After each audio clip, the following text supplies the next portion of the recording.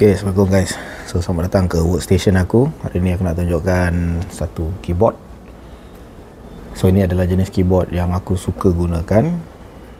Dan bila kita beli, so keyboard ni dia datang dengan dongle macam ni lah, untuk kita cucuk dekat laptop. So kalau kau beli benda ni, kau akan dapat apa? So ni kotak dia. Kita unboxing pelan-pelan, buka. First thing kau akan dapat, of course, user manual guys. Ini tak penting.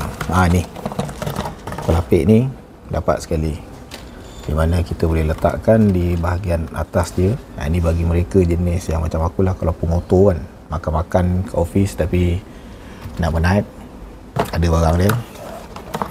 Yang lain tak ada, itu saja. So ini terserah, optional kalau korang nak pakai ke tak. Yelah, bagi ada orang dia tak suka kotor-kotor, boleh pakai. Tapi macam aku degil, tak nak pakai, nak rasa feel original macam ni lah.